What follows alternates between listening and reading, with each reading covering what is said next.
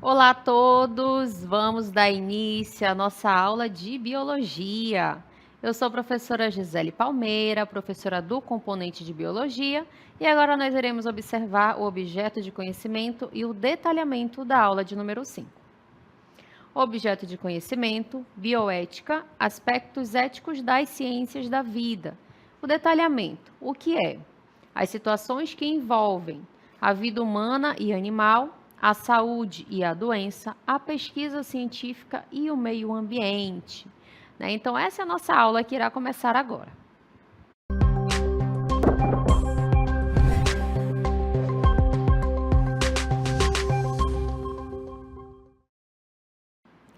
Vamos dar início à nossa aula falando sobre bioética, Primeiro a gente vai conversar, observar o principal conceito, Vamos observar uma linha do tempo e alguns exemplos relacionados à bioética. Então, aqui a gente observa uma definição, o que é bioética, e aí a gente traz um pouquinho a origem da palavra, onde bios significa vida, Sempre que a gente observa esse nome bio, a gente já sabe que está relacionado à vida. Então, ela representa o conhecimento biológico, representa a vida ali nesse diálogo, nesse debate, nessas reflexões. E a ética, ela representa o conhecimento dos valores humanos, Então, a ética está voltada aos valores, valores humanos. Então, quando a gente observa aqui a definição de bioética, é exatamente essa reflexão sobre o valor da vida. A gente sabe que existe ali muito desenvolvimento, tanto tecnológico quanto na área da medicina. A gente sabe que está evoluindo, está numa crescente, e é necessário que a gente reflita, pense, dialogue, tudo que vem sido transformado, Até que ponto a tecnologia ela pode avançar? E a medicina, Então, está relacionado à área da saúde, o paciente que tem que estar sempre informado, está relacionado à pesquisa, Até que ponto a pesquisa ali, ela pode envolver seres vivos, Tanto humanos quanto animais. E também ao meio ambiente, A gente pensar ali no meio ambiente, pensar na sustentabilidade, pensar no que a gente está fazendo hoje e o que vai ficar para as gerações futuras, Então, todas essas reflexões, esses diálogos, esses pensamentos, onde a gente aborda aqui o valor da vida, está voltado para a bioética, tá certo? Então, a bioética é esse estudo que a gente vai observar que ele é interdisciplinar, que ele vai abordar essas questões que são éticas, legais e sociais relacionadas sempre ali à vida e à saúde. Envolve também a análise de dilemas morais decorrentes desses avanços que vêm acontecendo, tanto científicos quanto tecnológicos na biomedicina.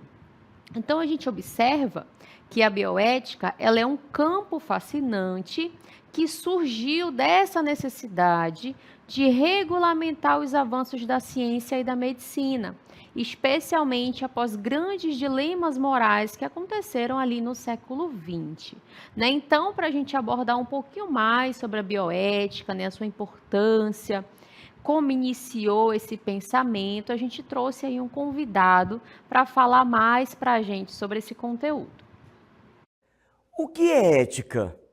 Muito bem, no conceito básico a gente fala que ética é a reflexão sobre o que é certo, justo e bom. Essa é a ideia. Mas existe uma diferença entre ética e moral. Quando nós falamos de ética, nós estamos falando de reflexão sobre as regras gerais, tá? E quando nós falamos de moral, nós estamos falando dessas regras. Então, se nós quisermos traduzir de uma maneira mais simples, a gente pode dizer que ética, tá? São os valores, os princípios, tá certo? E moral são as nossas ações. Por que falar de ética hoje?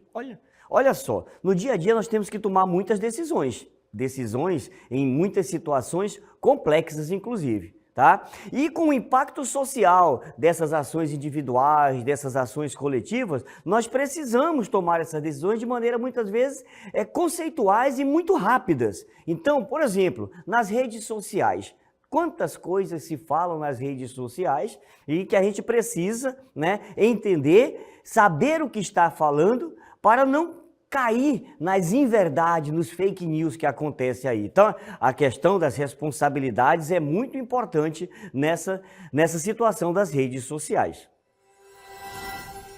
Quando nós falamos de bioética, então nós estamos falando de uma área da ética aplicada às ciências da vida, saúde, tecnologia. Bio quer dizer vida, né? E ética quer dizer o quê? As nossas ações, não é verdade? Então, os nossos princípios. Então, como que esses princípios regem tudo aquilo relacionado à vida? Então, surge a bioética hoje, é muito importante, por causa dos avanços médicos e biotecnológicos.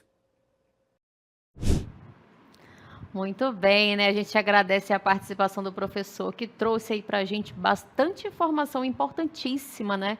Para que a gente consiga ali entender e diferenciar esses termos que estão no nosso dia a dia. Ética, moral, bioética, é importante que a gente tenha esse conhecimento, né? Então, para a gente conhecer um pouco mais aqui sobre a linha do tempo da bioética, né? Para a gente observar como iniciou essa discussão, esse diálogo, essas reflexões, a gente vai iniciar aqui em 1947, com o Código de Nuremberg, como vocês observam aqui do meu lado, né? Então, é um conjunto de 10 princípios éticos para a experimentação humana e foi a primeira grande resposta internacional às atrocidades e experimentos médicos que foram antiéticos realizados por médicos nazistas durante a Segunda Guerra Mundial.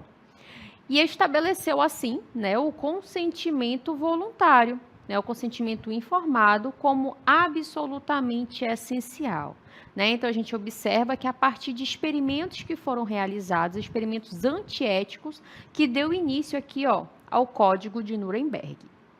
E a gente continua aqui, depois de 1947, chegamos em 1964, com a Declaração de Helsinki, que foi adotada ali pela Associação Médica Mundial, e ela é considerada a base da ética em pesquisa clínica. E aprofundou ali esses princípios, né, de Nuremberg, diferenciando pesquisa terapêutica com potencial benefício ao paciente de pesquisa não terapêutica. Reforçou que o bem-estar do indivíduo prevalece sobre os interesses da ciência e da sociedade, né? Então, a gente começa a observar os avanços ali dentro da área da bioética. Vamos continuar e a gente observa agora 1970, o termo bioética. Olha só, né? Então, um oncologista americano, Van Potter, cunha o termo bioética, né? Foi quando apareceu ali no seu artigo, que era intitulado Bioética, a ciência da sobrevivência. Então, Potter propôs a bioética como uma ponte entre as ciências biológicas, né, que a gente está falando de bio, a gente já sabe que bio é vida, e as humanidades, né? A ética está voltada o quê? A valores, como a gente observou no início da aula, que são necessárias para garantir ali o futuro da humanidade diante desse poder tecnológico, diante desse avanço da ciência, da medicina e da tecnologia. Tá certo? Então, a gente observa aí o início, né? Quando apareceu o termo bioética depois dessas situações que a gente observou anteriormente. E aí a gente chega em 1972, né? A gente observa aí a exposição do estudo de Tuskegee.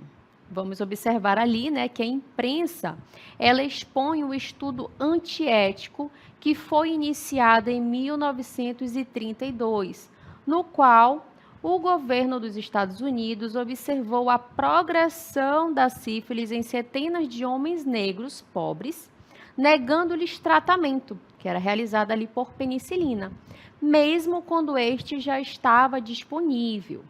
E aí, né, o choque e a vergonha pública deste caso foram ali catalisador direto para a criação de leis federais e comitês de ética nos Estados Unidos e também no mundo. Tá certo? E vamos continuar a nossa linha do tempo. Chegamos aqui em 1978, com o nascimento de Louise Brown. Vamos observar mais sobre esse nascimento, né? Louise Brown está relacionado aí com o primeiro bebê de proveta. Ela foi nascida ali através da técnica de fertilização in vitro, né? Bastante conhecido aí, comentado. E iniciou um intenso debate ético sobre a reprodução assistida, o status do embrião, a brincadeira de Deus e a possibilidade de seleção de características, né? Então, a gente observa em 78 esse acontecimento, né, que ficou marcante dentro da história da bioética.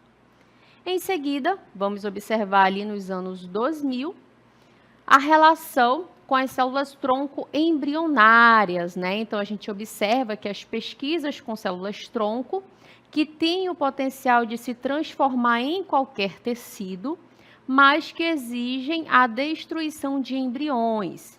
Então, criou, devido a esse contexto, né, um debate global intenso sobre o início da vida e o status moral do embrião, colocando ali cientistas, grupos religiosos e pacientes em lados opostos dessa discussão.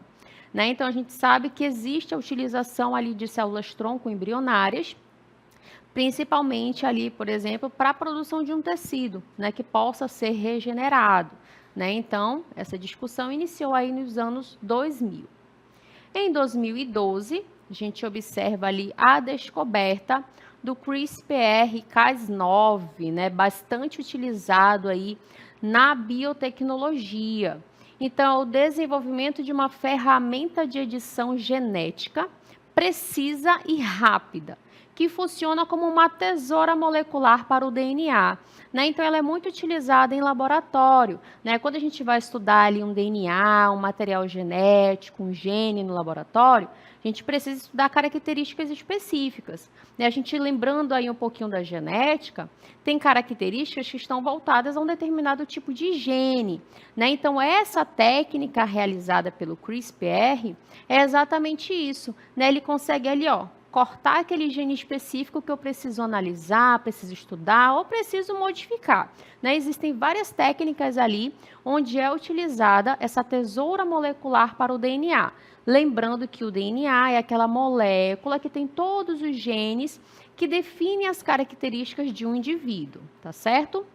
E aí, ele abriu a porta para a edição de genes em adultos para curar doenças, mas também a assustadora possibilidade de bebês projetados.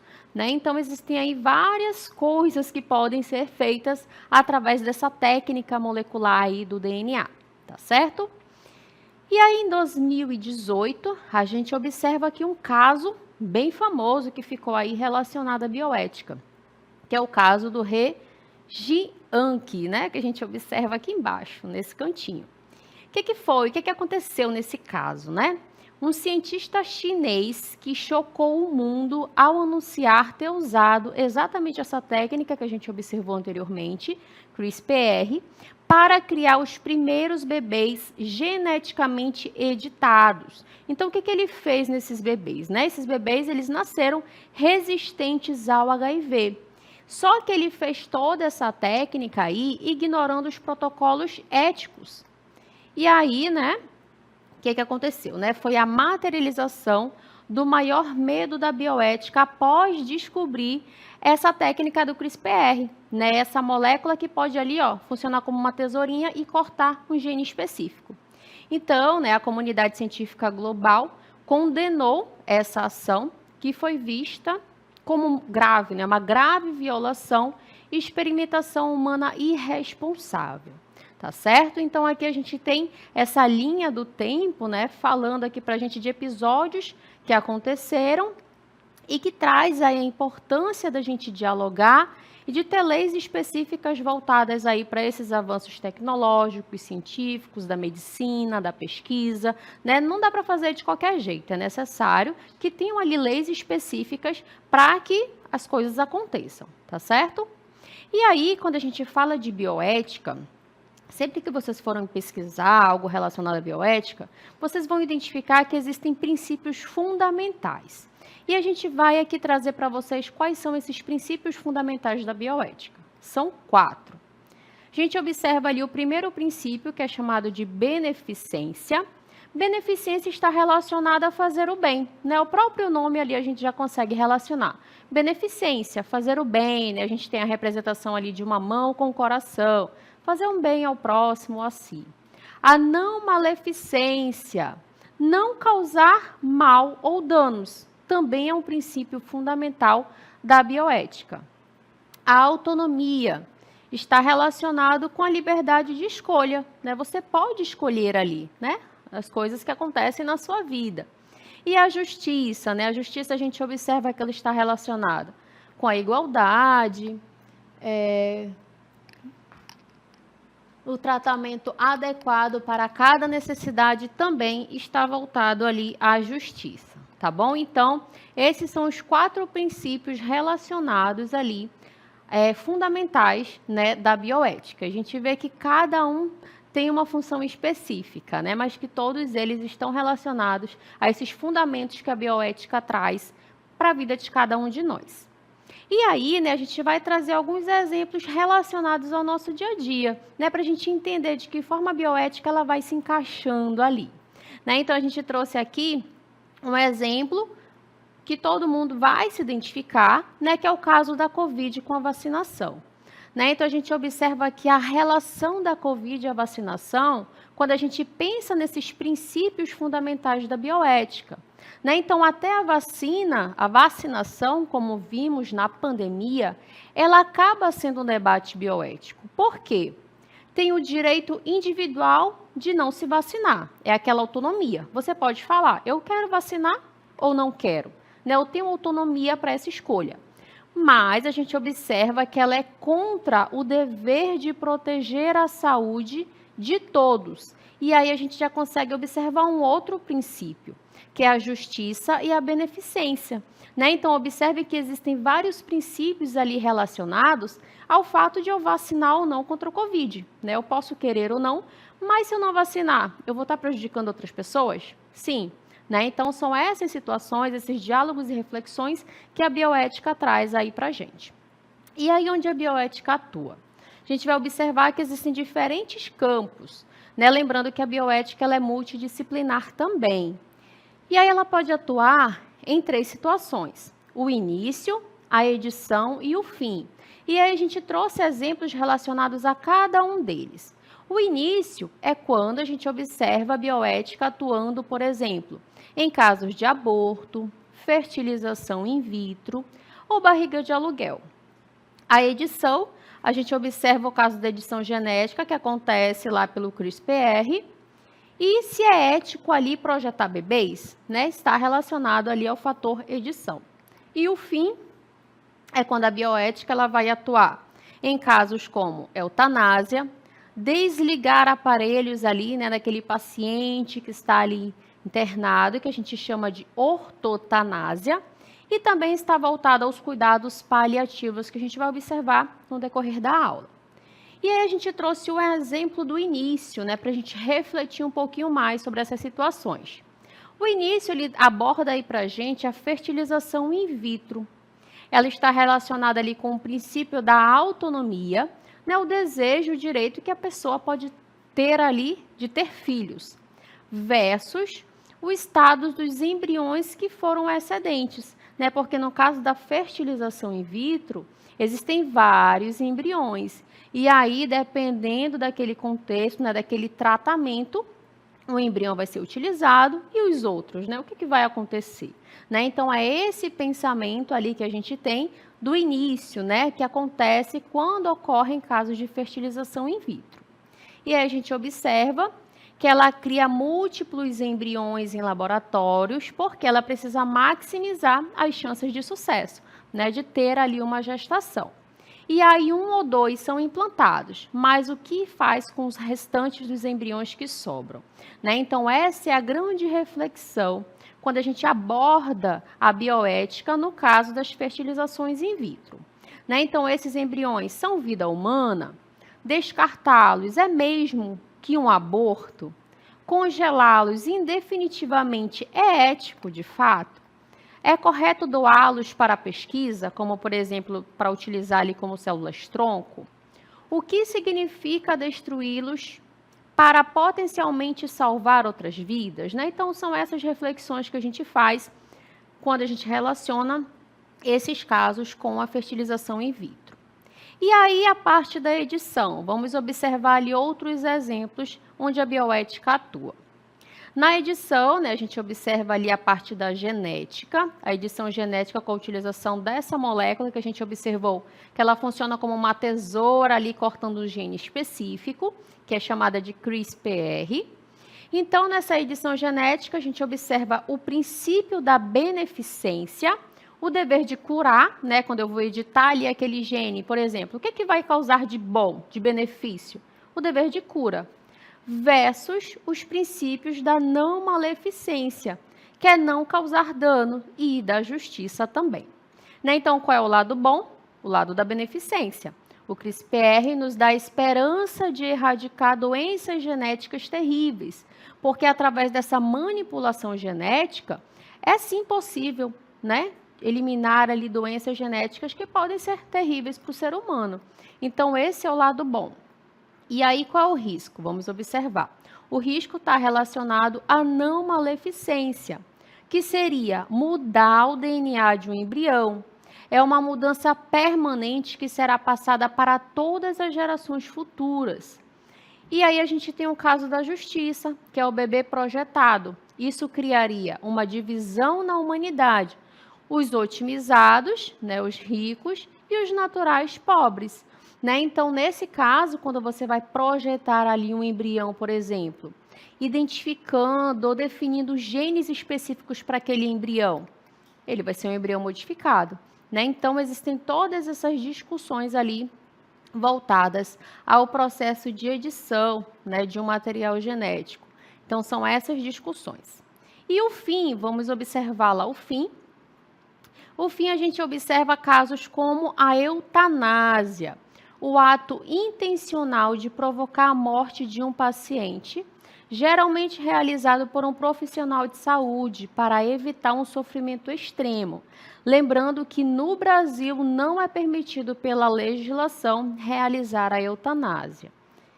Além da eutanásia, tem também a ortotanásia. A gente vai observar que ela é diferente.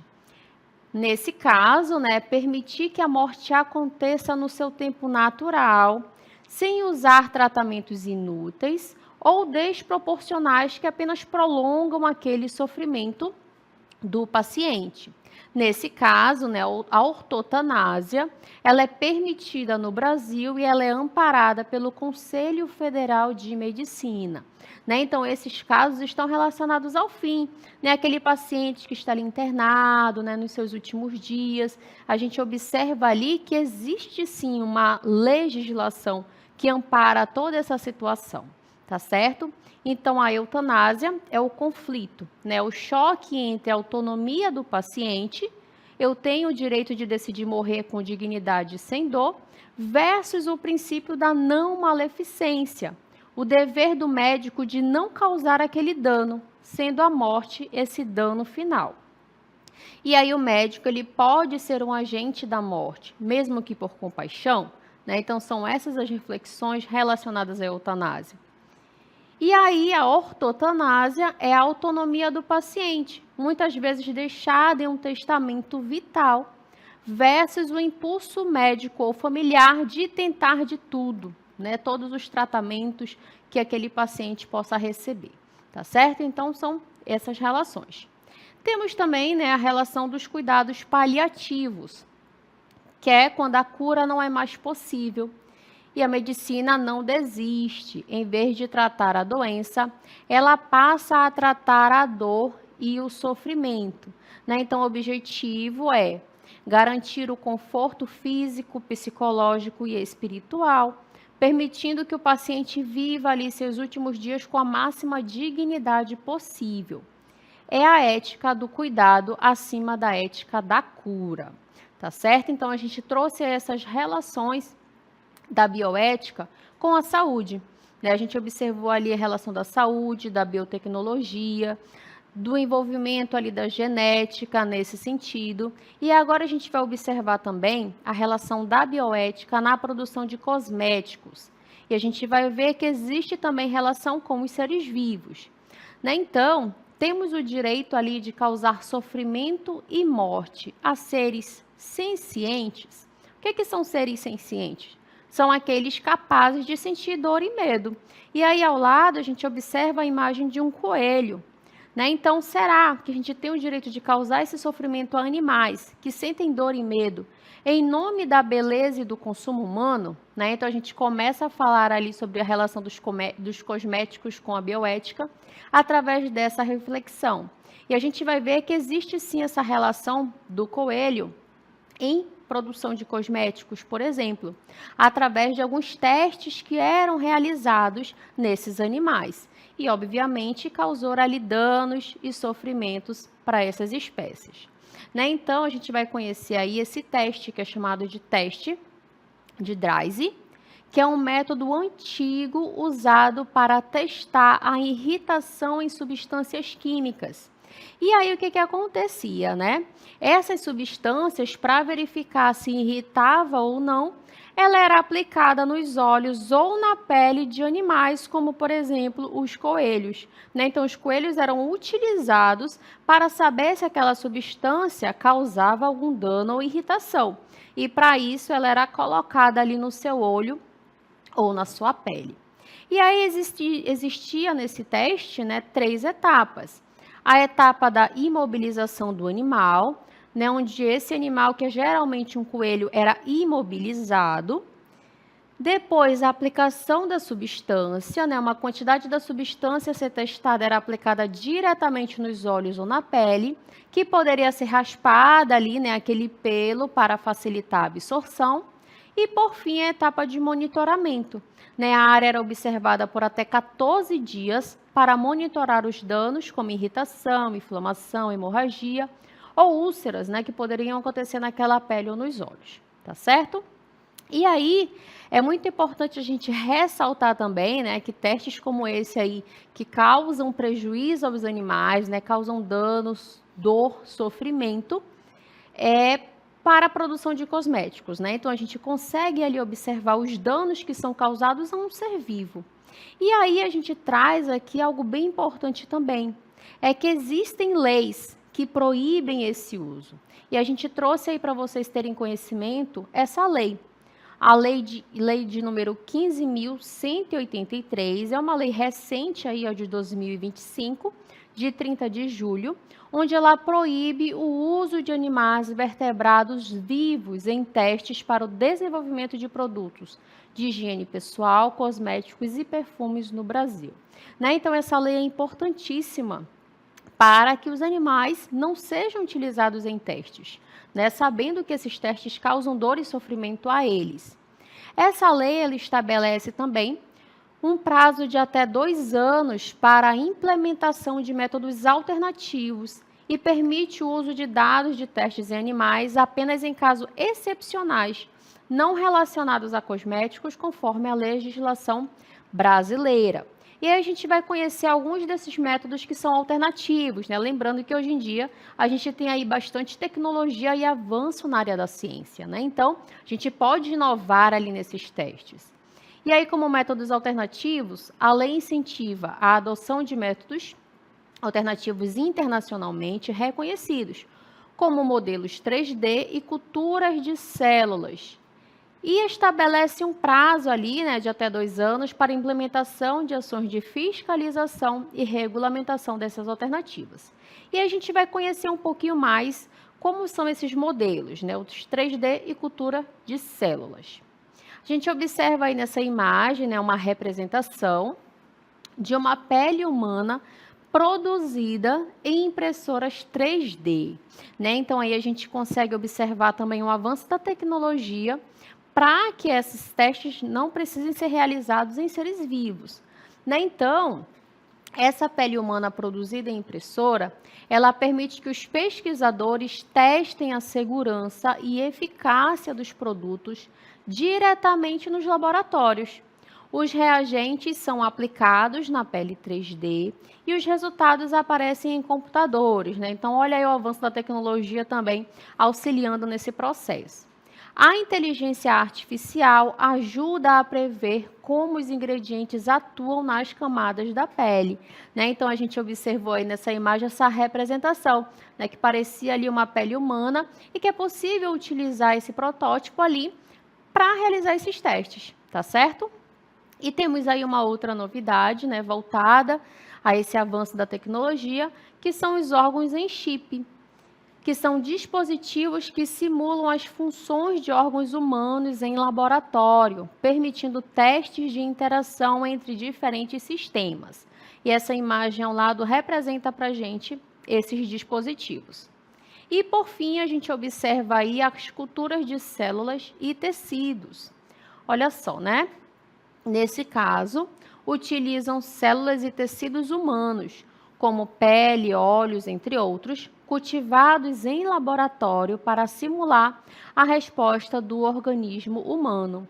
E aí, nessa imagem, a gente consegue observar células cultivadas em frascos de cultura e células cultivadas em placa, né? Então, essa é uma representação para a gente identificar também que já existem essas mudanças, né, nos testes que são realizados para a produção ali de cosméticos ou outros tipos de produtos, né? Não necessariamente utilizar ali seres vivos, né, seres humanos ou animais, para realizar determinados tipos de testes, tá certo?